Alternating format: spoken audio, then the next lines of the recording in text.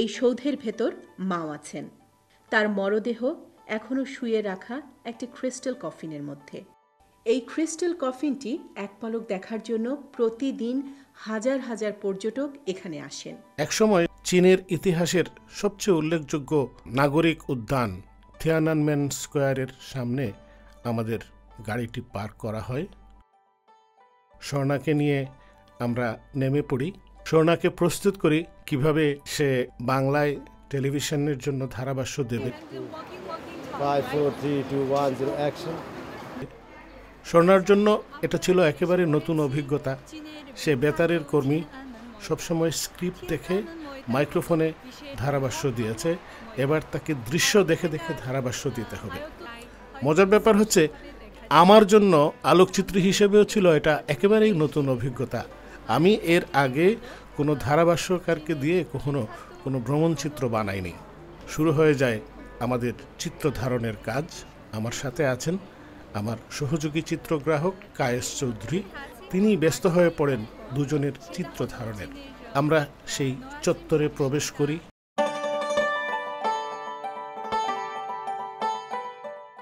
৪.৫ hectare জমির উপর পৃথিবীর বৃহত্তম পাবলিক স্কোয়ার হিসেবে এই রাজকীয় প্যারেড গ্রাউন্ডটি বানানো হয়েছিল ১৬৫১ সালে। এই চত্বরটি দেখার জন্য প্রতিদিন হাজার হাজার মানুষের ভিড় লেগে থাকে। তিয়ানানমেন স্কোয়ারে এ সকল স্থাপনাগুলো বিগত কয়েক বছরের বানানো। গ্রানাইট মনুমেন্টটি বানানো হয়েছিল ১৯৫২ সালে। এখানে মাওয়ের নিজের হাতের লেখা জনগণের নায়করা অমর। এই চত্বরের পশ্চিম পাশে গ্রেট হল অব পিপলস। ১৯৫৯ সালে এটি বানানো। ১৯৯৯ সালে পুরো চত্বরটি নতুন করে সংস্কার করা হয়, কারণ এ বছরই চীন তাদের স্বাধীনতার ৫০ বছর পূর্তি পালন করেছিল। এই সময় এই চত্বর জুড়ে বসেছিল রাজকীয় সাংস্কৃতিক আয়োজন। গণচীনের সমগ্র অঞ্চল থেকে বিভিন্ন সংস্কৃতি ও উপজাতির শিল্পীরা সে রাতে চমৎকার সাংস্কৃতিক সন্ধ্যা উপহার দিয়েছিল। ১৯৭৬ সালের ৯ সেপ্টেম্বর মাও সেতুংয়ের মৃত্যুর পরপরই সিদ্ধান্ত হয় যে তার মরদেহটি কোনোভাবেই বিলীন না করে তাকে পরবর্তী প্রজন্মের জন্য সংরক্ষণ করে রাখা হবে। ১৯৭৭ সালের ১৪ মে তারিখে শেষ হয় এর নির্মাণ। চীনের প্রায় প্রত্যেক অঞ্চল থেকে আনা নির্মাণ সামগ্রী দিয়ে বানানো হয় এই সমাধিসৌধ। এই সৌধের ভেতর মাও আছেন। তার মরদেহ এখনো শুয়ে রাখা একটি ক্রিস্টাল কফিনের মধ্যে। এই ক্রিস্টাল কফিনটি এক পলক দেখার জন্য প্রতিদিন হাজার হাজার পর্যটক এখানে আসেন।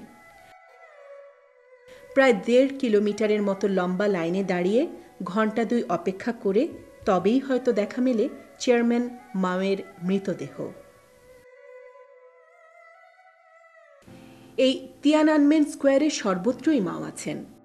কোথাও তার ছবি, কোথাও তার মূর্তি, কোথাও তার নিজের হাতের লেখা কোনো বাণী। ১৯ আর ২০ শতাব্দীতে চীনা রাজতন্ত্রের বিরুদ্ধে সংগ্রাম করে যে সকল বীর আত্মত্যাগ করেছিলেন তাদের স্মরণে ১২১ ফুট উঁচু এই মিনারটি বানানো হয় ৩২,০০০ বর্গফুট এলাকা জুড়ে।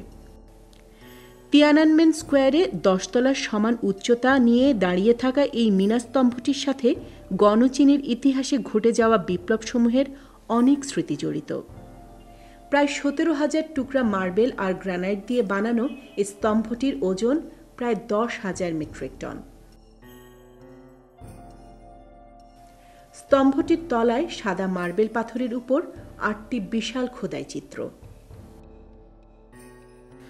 ১৮৪০ সালের প্রথম অপিয়াম যুদ্ধ থেকে শুরু করে ১৯৪৯ সালের গণবিপ্লবের পূর্ব পর্যন্ত সময়ের বিপ্লব চিত্র খোদাই করে রাখা হয়েছে।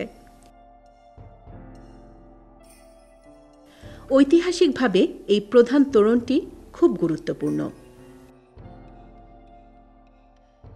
কারণ রাজকীয় নগরী থেকে এই পথ দিয়েই রাজসিকগণ তিয়ানানমেন স্কোয়ারে প্রবেশ করতেন।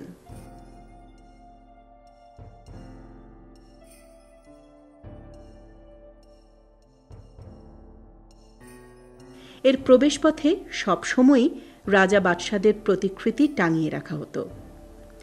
নয়া চীনের স্বাধীনতার পর এর সামনে সান ইয়াতসেন, মাও সেতুং, মার্কস, এঙ্গেলস, লেনিন এবং স্তালিনের ছবিও টাঙিয়ে রাখা হয়েছে। তবে 1976 সালে মাও সেতুংয়ের মৃত্যুর পর থেকে কেবল তার ছবিই শোভা পাচ্ছে এখানে। তিয়ানানমেন এর প্রধান প্রবেশপথের মুখে চৈনিক হরফে এর যে নাম লেখা আছে তার বাংলা অর্থ স্বর্গীয় শান্তির তোরণ। এই তোরণের দুপাশে প্ল্যাকার্ড দুটো, বাম পাশেরটিতে লেখা গণচীন দীর্ঘজীবী হোক, আর ডান পাশেরটিতে লেখা কেন্দ্রীয় জনগণের সরকার দীর্ঘজীবী হোক। এই তিয়ানানমেন স্কোয়ারটি বেইজিংবাসীর প্রাণ খুলে নিঃশ্বাস নেবার একটা বড় জায়গা। মা সেতুংয়ের মরদেহ দেখার জন্য হাজার হাজার পর্যটক এই চত্বরে এলেও বেইজিংবাসী আসেন মূলত খোলা আকাশের তলায় সময় কাটাতে। এই চত্বরে ঘুড়ি ওড়ানোর চল অনেক আগে থেকেই। চীনারা কিন্তু কাগজ বাতাসে ভাসিয়ে ঘুড়ি ওড়ানোর কৌশল পৃথিবীকে প্রথম শিখিয়েছিল। সেই প্রাচীন চীনারা এই তিয়ানানমেন স্কোয়ারেই প্রথম ঘুড়ি উড়িয়েছিল কিনা জানি না, কিন্তু এখনও প্রতিদিন নানা রকম ঘুড়ি নিয়ে বাচ্চাদের আনন্দ করতে দেখা যায়।